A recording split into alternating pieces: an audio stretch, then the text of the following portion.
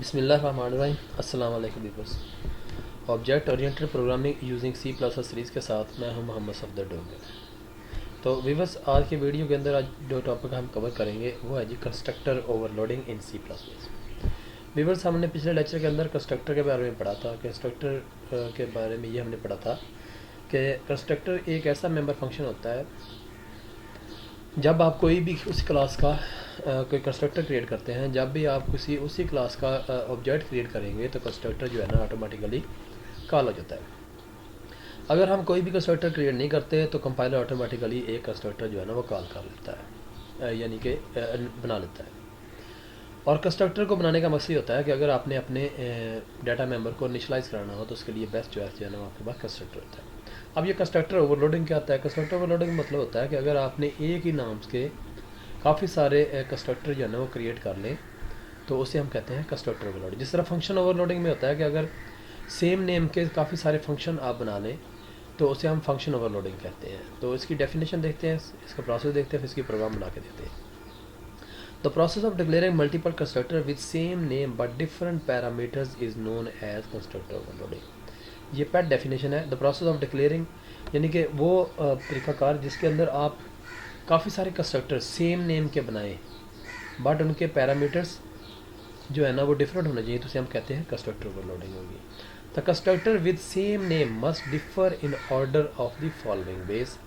यानी कंस्ट्रक्टर जो आप सेम नेम के बनाते हैं उनके अंदर ये ऑर्डर जो है ना डिफरेंट होना चाहिए। मसलन नंबर ऑफ़ पैरामीटर डिफरेंट होने चाहिए, टाइप ऑफ पैरामीटर डिफरेंट होने चाहिए और सीक्वेंस ऑफ पैरामीटर डिफरेंट होना चाहिए। नेम ऑफ पैरामीटर मतलब अगर आपने एक के अंदर पैरामीटर ए दिया तो दूसरे के अंदर ए बी ले लेंगे या सी ले लेंगे।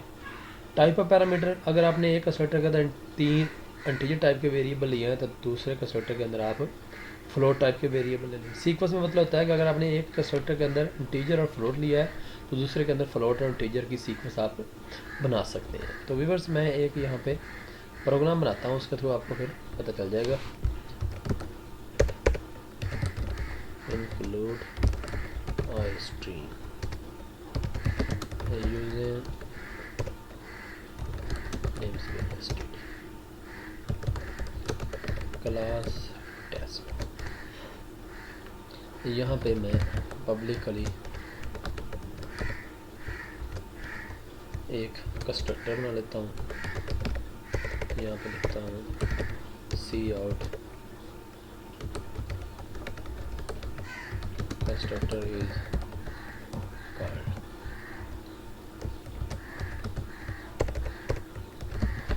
तो व्यूअर्स, ये मेरा एक डिफ़ॉल्ट कंस्ट्रक्टर है। डिफ़ॉल्ट कंस्ट्रक्टर मीन ऐसा कंस्ट्रक्टर जिसके अंदर कोई पैरामीटर पास ना हो रहा हो। तो मेन क्लास के अंदर मैं इस क्लास का एक ऑब्जेक्ट जो है ना वो डिक्लेयर कर लेता हूँ। इसको मैं रन करता हूँ तो ये कंस्ट्रक्टर जो है ना ऑटोमेटिकली कॉल हो जाएगा। अच्छा व्यूअर्स, अगर मैं अब एक और कंस्ट्रक्टर बनाता हूँ तो व्यूअर्स यहाँ पे एरर आ जाएगा। एरर क्या आएगा? यानी कि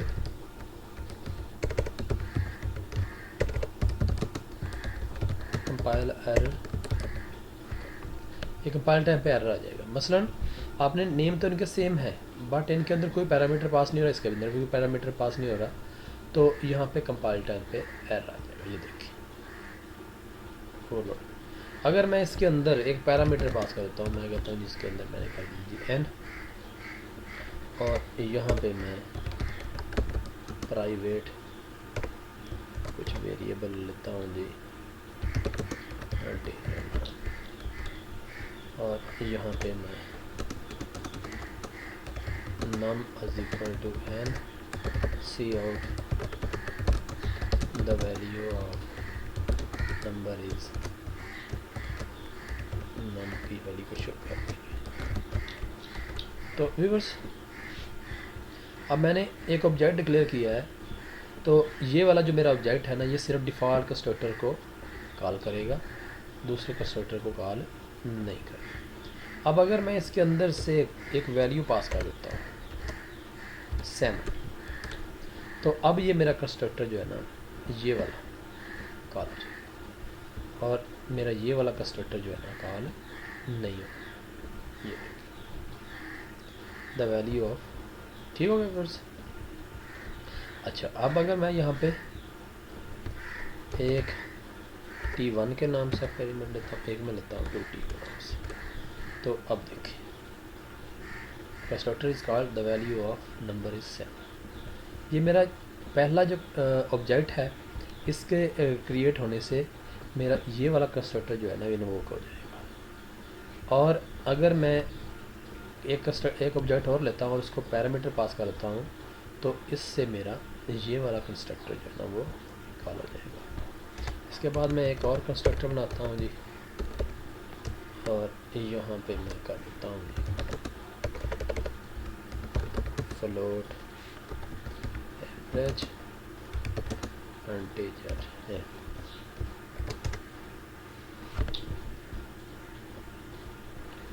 और यहाँ पे मैं फ्लोट एवरेज करता हूँ इसको एक करना, सॉरी,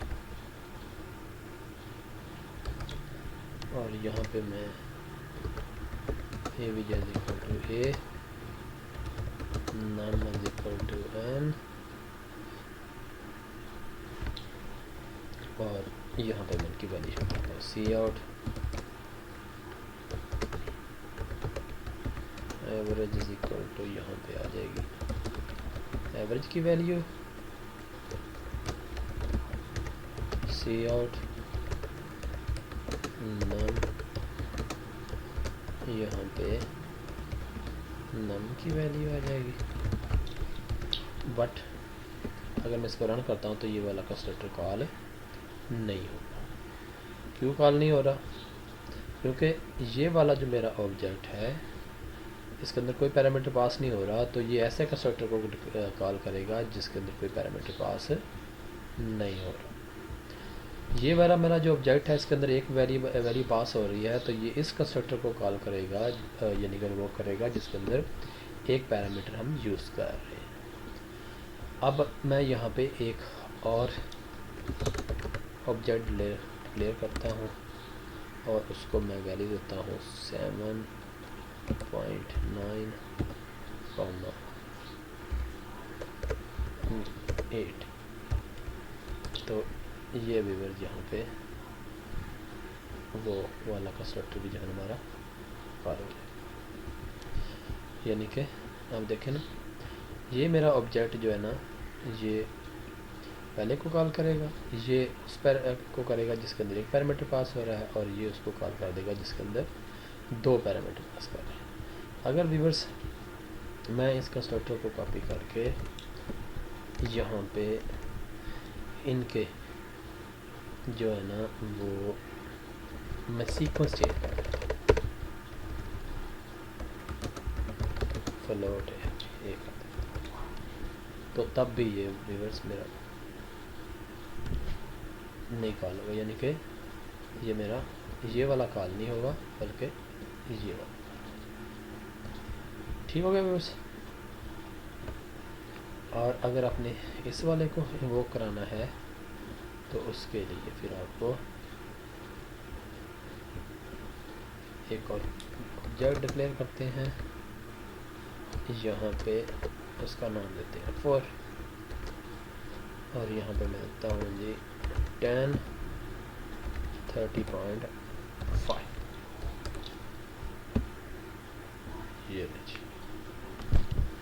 ये सबसे नीचे वाला जो है ना वो कॉल हो जाएगा। तो ये तो था व्यूअर्स तरीकाकार अगर आपने कंस्ट्रक्टर ओवरलोडिंग करनी। कंस्ट्रक्टर ओवरलोडिंग मतलब कंस्ट्रक्टर के तमाम के नेम जो है ना वो देखें सेम है। ये देखें इसका नाम भी सेम है, इसका नाम भी सेम, बट उनके अंदर जो डिफरेंट है वो क्या है, नंबर ऑफ पैरामीटर। इसके अंदर कोई पैरामीटर पास नहीं हो रहा है, इसके अंदर एक पैरामीटर पास हो रहा है, इसके अंदर दो पैरामीटर पास हो रहे हैं, इसके अंदर भी दो पैरामीटर पास हो रहे हैं, बट इसका सीक्वेंस और इसका सीक्वेंस चेंज है। मीन इसके अंदर पहले फ्लोट वैल्यू आ रही है, इसके अंदर पहले इंटीजर वैल्यू आ रही है, इसके अंदर पहले इंटीजर आ रही है, इसके अंदर पहले फ्लोट। बट अगर मैं इसका सीक्वेंस भी ऊपर वाले के सीक्वेंस से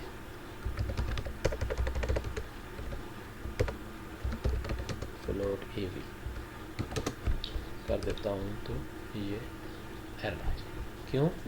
अब इनका नेम भी सेम आ रहा है और इनके टाइप की जो सीक्वेंस है ना वो भी सेम आ रही है। तो इसलिए मुझे यानी कि इसमें पहले फ्लोट आ रहा है, इसमें पहले फ्लोट आ रहा है, इसमें पहले इंटीजर आ रहा है, इसमें पहले इंटीजर आ रहा है, और पैरामीटर्स की तादाद भी कितनी है? 2 है।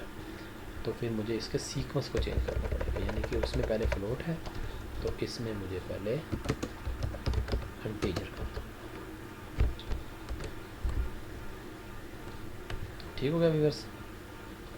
तो ये तो था व्यूअर्स तरीक़ाकार कि आपने कंस्ट्रक्टर ओवरलोडिंग कैसे कराते हैं। तो उम्मीद है आपको समझ आ गई होगी। मेरे वीडियो देखने का शुक्रिया। मेरे चैनल को सब्सक्राइब करना ना भूलें। Next lecture bye. ओके।